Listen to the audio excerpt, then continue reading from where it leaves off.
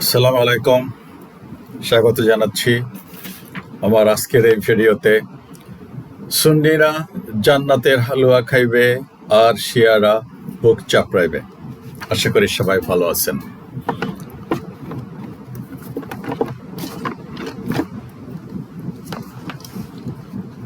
আমি যদি বলি এটার রং কি, এটার রং কি আর এটার রং কি, নিশ্চয়ই বলবেন এটা সবুজ আর এটা লাল।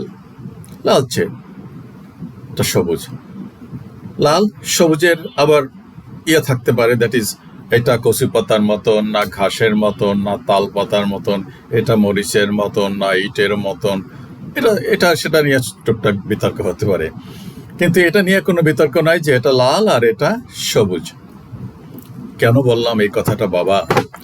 আমার মতন যেগুলা বলছি তো খাটাস হয়ে গেছে, ওগুলা যখন তখন এই স্ট্যান্ড চেঞ্জ করতে পারে যে না এই সবুজটাই তো লাল লাল মনে হইতেছে, মানে হালাল করার জন্য, নিজের কাজটা, নিজের আকাম কুকামটাকে জায়েজ করার জন্য এটা বলবে যে না ওটাও তো একটু লাল লাল দেখা যায়, আর এই লালটারে কইব ওটার মধ্যে তো একটু একটু সবুজ সবুজ মনে হইতেছে।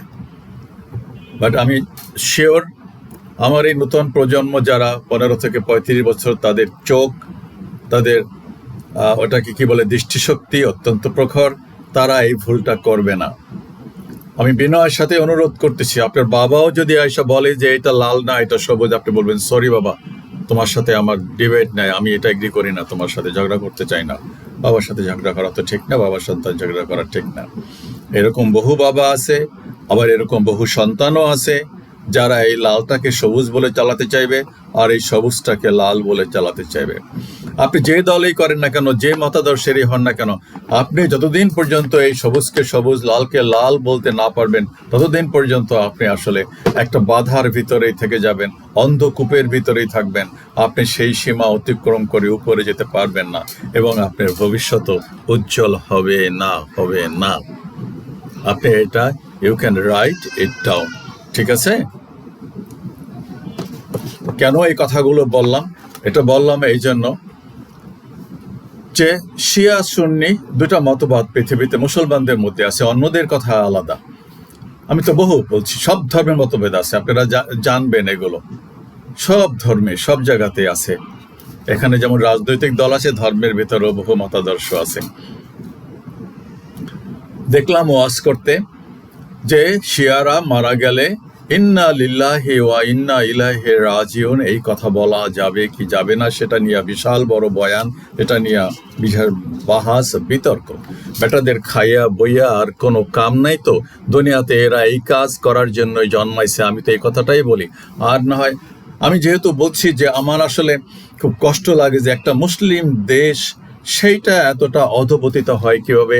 একটা মুসলিম উম্মা, 200 কোটি মানুষ, যাদের সম্পদের কোনো অভাব নাই, লোকবলের কোনো অভাব নাই, সম্পদের কোনো অভাব নাই বলছি, বরং আল্লাহ তাআলা একেবারে ভাষাই দিয়েছে সম্পদ দিয়া, কিন্তু তারা মাথা উঁচু করে কথা বলতে পারে না পৃথিবীতে। আজকে মিডল ইস্টের দিকে তাকায় দেখেন, আজকে একটা পরীক্ষার সময় আসছে, ইরান কিভাবে কথা বলতেছে, ফাটাই ফেলাইতেছে একদম মিডল ইস্টকে, সব প্রতিবেশীদেরকে। দেখলাম তো সৌদি আরবে ওরা বলছে যে আমরা যেখানে যেখানে ঘাঁটি আছে আমেরিকার, আমরা সেখানেই আক্রমণ করবো। That is a very legitimate claim. তোমরা আনছো কেন ডাইকা? তারা কেন ঘাঁটি করছে? ওখান থেকে আক্রমণ করবে আর ওরা বসে বসে আঙ্গুল চুষবে, ইরান সালাম করবে, তোমাদের জন্য ওদেরকে আক্রমণ করবে না। অত্যন্ত দুঃখ হয়। আর এই মোল্লাগুলো, বাংলাদেশের মোল্লাগুলো, এগুলো বাহাস করে শিয়াদের মল্লে ইন্না লিল্লাহ বলা যাবে কি যাবে না। ইন্না লিল্লাহি ওয়া ইন্না ইলাইহির কথাটার মানে কি? মানে তো এটাই, নিশ্চয়ই আমরা আল্লাহর জন্য এবং নিশ্চয়ই আমরা তারই দিকে প্রত্যাবর্তন করব। কথাটা তো সত্যি। আমি যদি একটা হিন্দু মল্লে যদি ইন্না লিল্লাহি ওয়া ইন্না ইলাইহি রাজিউন বলি, তাতে কি আমার গুনাহ হবে?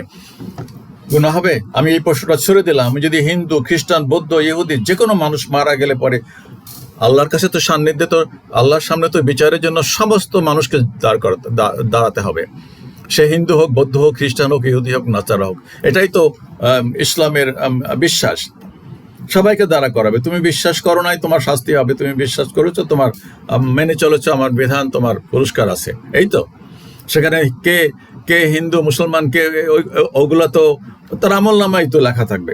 তো আমি যদি হিন্দু মরলে বা খ্রিস্টান মরলে বা ইহুদি মরলে যদি আমি এই কথাটা বলি, এটা তো একটা কথা আর কি, কোরআনের একটা কথা।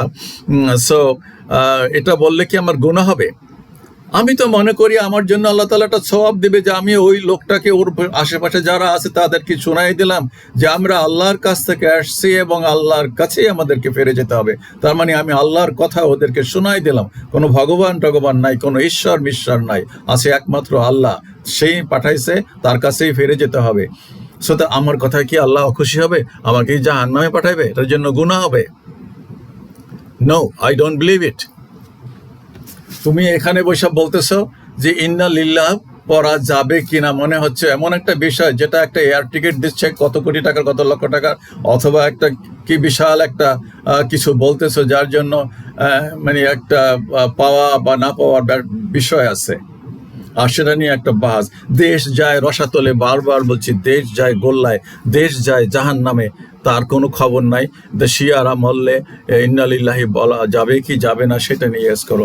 আরে মোল্লা সাহেব, আমি তো বলতেছি যে শিয়াদের 1 লক্ষ মানুষ প্রতি বছর হজ করে। বাবার দেশ, আমাগো যে মুরব্বী, তোমাদের মুরব্বী, তারা সেই হজ ওখানে তারা যায় কিভাবে? তারা যদি এতটাই গুনাহগার, তারা যদি এতটাই খারাপ, তাহলে 1 লক্ষ মানুষ, 1 লক্ষ 100,000 প্রতি বছর হজ করে কিভাবে? কিভাবে মক্কার হজরে আসওয়াদে চুমায়? কিভাবে মক্কার কাবা ঘরে, পবিত্র মহাপবিত্র কাবা ঘর তওয়াফ করে? আর নবী সাল্লাল্লাহু আলাইহি সাল্লামের মাজার জিয়ারত করে, ওখানে ইয়াতে যায়, মদিনায় যায়, আমার সোনার মদিনা, আমার হৃদয়ের মদিনা, আমার নয়নের মদিনা।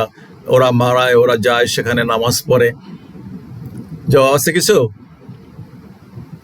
তাতে ইসলাম অশুদ্ধ হয় না, ইমান অশুদ্ধ হয় না, ইমান ভেঙে পড়ে না, আসমান ভেঙে পড়ে না।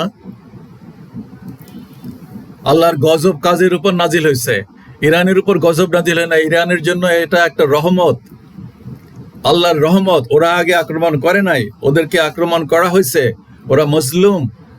এখন ওরা বলছে আমরা থামাবো না যুদ্ধ, আমাদের ইচ্ছা মতন আমরা থামাবো। আর ট্রাম্প বলতেছে যে তাড়াতাড়ি যুদ্ধ থামানো উচিত। কি মনে হয় কারা অপরাধী? আর এই 57টা মুসলিম দেশের ভিতরে এটাই প্রমাণিত হলো। আমার খুব দেখার ইচ্ছে ছিল, আমি তো বলছি 50 বছর চলুক যুদ্ধটা, আমি এটা দেখতে চাই, আমার জীবনের শেষ ইচ্ছা এটা। কিন্তু এখন 8-10 দিন 12 দিন হয়েছে, তাতেই শেষ হয়ে যাচ্ছে। তো আমি তো একটু ফ্রাস্ট্রেটেড ফিল করি। আপনারা কি বলেন? একটা কমেন্টসে জানায়েন যে না, আপনার জন্য দোয়া করতেছি, আপনি দেখতে পাবেন এটা চলবে 2-4 বছর, 50 বছর না চললেও চলুক। একদম সাটায় দিতে আছে। আর এটা তো একটা তো নিখোঁজ আছে, এখনো তার কোনো খবরই নাই। আগে সামাল দেন।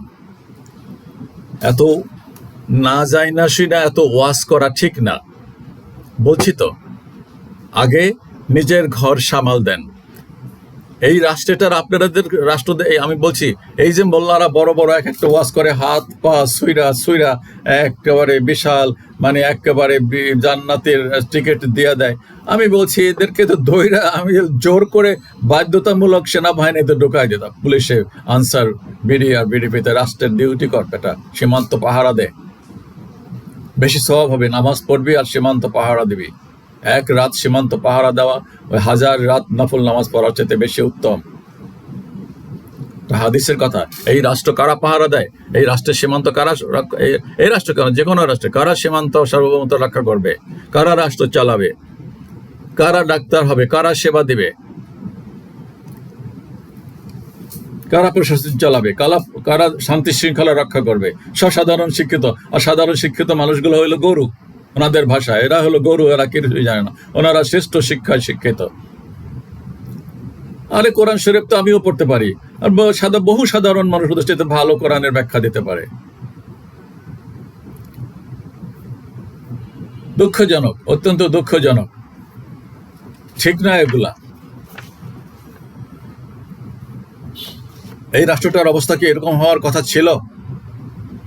আমি বারবার বলছি, ওই বাইতুল মোকাররমের খতিবরে যদি পদাধিকার বলে রাষ্ট্রপতি বানায় দিত, বা যদি ওই খতিব না হয় যদি রাষ্ট্রপতি হতো, উনি কি যা তা কিছুতে সাইন করত? একটা ভালো খোদাভীরু আল্লাহওয়ালা সৎ মানুষ কে এই দেশের রাষ্ট্র ক্ষমতায় আসতে পারে না? রাজনীতি এতই নোংরা, কারা বানাইছে? এই রাষ্ট্রের 12টা কারা বাজাইছে? এই রাষ্ট্রে কি হয়? কি রাজনীতি চলে? কি দেয় জনগণকে? যা যা ঘটনা ঘটছে এই রাষ্ট্রে, এর জন্য দায়ী কারা?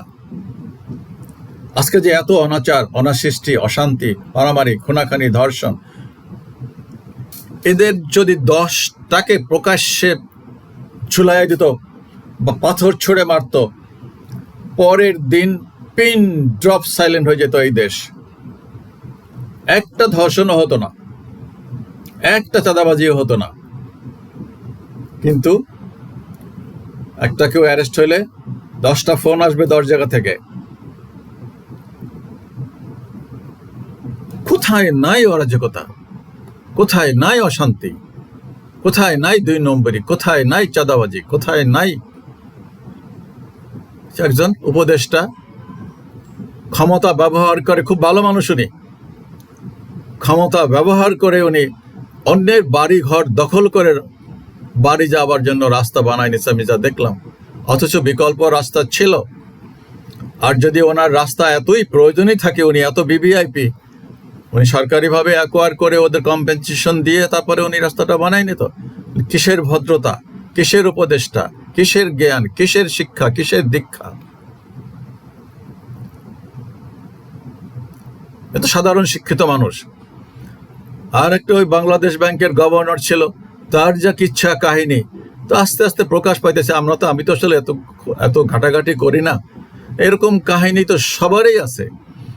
এই রাষ্ট্রের সব রাজনৈতিক দলের কিচ্ছা কাহিনী, তো সেটা বললে তো মাশাল্লাহ। যেহেতু রাজনীতি করি না তাই ওই সমস্ত বলতে চাই না আসলে। তারপরেও তো প্রসঙ্গক্রমে আসে, 2-4 কথা তো বলতেই হয়। মেন বিষয়টা ছিল এই যে শিয়াদের বললে, শিয়ারা মারা গেলে ইন্না লিল্লাহ বলা যাবে কি যাবে না, এটা নিয়ে বাহাস। আপনি এটা নিয়ে বাহাস করেন, আর দেশে যে এত রাহাজানি, এত লুটপাট, এত চুরি, এত ডাকাতি, এত অনৈতিকতা, এত অশ্লীলতা, এত বেহায়াপনা, এত ধর্ষণ, খুন, এগুলোর নিয়ে তো কোনো কথা বলতে শুনি না যে এটা হওয়া উচিত না। আজকে যদি আমরা শাসন করতাম তাইলে এটা হতো না। আপনারা কি অথর্ব? আপনারা কি খোঁজা? আপনারা কি হিজরা? কয় বাহিনীতে কয়টা চাকরি করে মাদ্রাসার থেকে ছেলে মেয়ে যারা বের হয়? কেন ওদের ভবিষ্যৎটা নষ্ট করেন আপনারা? ওরা তো নেশাখোর না। আমি তো বলছি, আমি যদি ক্ষমতায় যেতাম তাহলে সমস্ত বিশ্ববিদ্যালয়গুলোকে মাদ্রাসা বানাইতাম, স্কুলগুলোকে মাদ্রাসায় পরিণত করতাম। অ্যাটলিস্ট মাদ্রাসা স্টাইলে লেখাপড়া শেখাতাম। কয়টা মাদ্রাসার পড়ুয়া, কয়টা মাদ্রাসার ছেলে পেলে নেশা খায়, ধর্ষণ করে, কিংবা ইফটিজিং করে রাস্তায় দাঁড়াইয়া?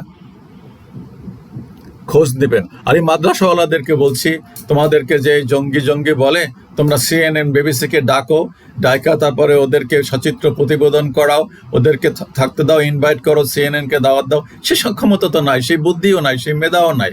ওই একজন ওয়াজ করে ফুং ফাং, নবী ওয়াজে কি শেপার্ড বয়ান করে। নবী শেফার্ড ছিল, কাউবয় ছিল, সরি কাউবয়, শেফার্ড করলে তো হইতো, কাউবয় ছিল। আর ওই যে মাখবা, জয়তুনের তেল মাখবা, চেহারা সুন্দর হবে। এর বাইরে আর এদের কোনো ওয়াজ নেই। জান্নাত, দিনদার বিবি, টাকা নিয়ে ব্যবহার। আল্লাহর খাজানা থেকে সব অভাব পূরণ করো মুসল্লিদের, নিজেদের অভাবটা পূরণ হয় না কেন? ঈদের সময় তো দৌড়াদৌড়ি লাগবে এখানে চাদর নিয়ে আর বাক্স নিয়ে, 3-4টা চাদর আর রুমাল, এক একজনের এক একটা। লজ্জা করে, আমার তো লজ্জা লাগে যখন এগুলো দেখি আর কি। আমি যে দেই না তা না, দেই, বরং ভালোই দেই, কিন্তু আমি তো লজ্জা বোধ করি যে কই এদের তো খাজনা থেকে আসলো না, আর এদের চাকরি চলে যায়, কান্নাকাটি করে, কত খালাম্মার, কত ভাবির, কত আপার রান্না খায়। মানে ওই যে বলছি আমি আর একদিন যে বিভিন্ন 30 দিন 30 ঘর থেকে খাবার আসে, তো কোনোদিন 2টায়, কোনোদিন 4টায়, কোনোদিন 1টায়। তো ওরা তো গ্রামের সবাই কি রান্না করে, কচু ভর্তা, শাক ভর্তা, পুঁটি মাছ, এই সেই, যাই হোক, এখন তো মাছও অনেক চড়া দাম। তো এই যে কান্নাকাটি, চাকরি চলে যায়, 5,000 টাকা বেতন, তো আমি দেখছি আমাদের গ্রামে আছে, আমাদের বাড়িতে তো মসজিদ 3টা আছে। সো এই যে দুরবস্থা, আজকে যদি একটা ইসলামিক দল ক্ষমতায় আসতো এবং রাষ্ট্রীয় কোষাগার থেকে, শুধু মসজিদ না, আমি তো বলছি মন্দির, মসজিদ, গির্জা যা আছে সবখানেই সরকারিভাবে বেতন ভাতা দেওয়া হতো, কারণ ধর্মীয় শিক্ষার দরকার আছে। আজকে পৃথিবীতে এত অবক্ষয়, এত অবনতি এই ধর্মীয় শিক্ষা না থাকার কারণে, ঠিক না? কষ্টটা বেশি লাগে সবচেয়ে এই আলেম ওলামাদের উপরে, সেই জন্য এই কথাটা বেশি। ওরা যদি মনে করে যে আমাদের আক্রমণ করে, না, আক্রমণ করে না, বরং আপনাদের উচিত এই রাষ্ট্র চালানো নবী মুহাম্মদ সাল্লাল্লাহু আলাইহি ওয়াসাল্লাম এবং খলিফাগণের মতন। আমি বলি তো একজনও তো জবাব দেন না। জবাব আছে কিছু? কোনো জবাব? নবী কি ছিলেন না বিশ্বের সর্বকালের সর্বশ্রেষ্ঠ সফল জননন্দিত সেনাপতি, শাসক, কূটনীতিক, ব্যবসায়ী ছিলেন না? ওনার চাইতে বড় ব্যবসায়ী, ভালো ব্যবসায়ী কে ছিল পৃথিবীতে? বলতে পারেন? আপনারা কয়জনে ব্যবসা করেন? কয়জনের শাসক? কয়জনের রাষ্ট্র ক্ষমতার কোন জায়গায় আছেন বা কোন জায়গায় যাওয়ার চিন্তা করেন? রাস্তা করে দেন না আপনাদের মাদ্রাসার ছেলেগুলোকে, আর্মিতে যাওয়ার জন্য উৎসাহিত করেন, সেই শিক্ষা দেন, সেনাবাহিনীতে, তারপরে বিডিআরে, তারপরে আনসার, বিডিপিতে, বিসিএস দেওয়ার জন্য প্রস্তুত করেন ওদেরকে। পারবেন? সে হ্যাডম তো নাই, সেভাবে তো গড়ে তোলেন নাই কারিকুলাম, লেখাপড়া, কোরআন শিক্ষা দেন। এখন অবশ্য 2-4টা মাদ্রাসা স্কুল এগিয়ে আসতেছে, ইংলিশ শেখাচ্ছে সাধারণ শিক্ষার সাথে আরবি। ফাইন, ভেরি গুড, আসবে ইনশাআল্লাহ, অপেক্ষায় থাকি। আল্লাহ হাফিজ, আসসালামু আলাইকুম।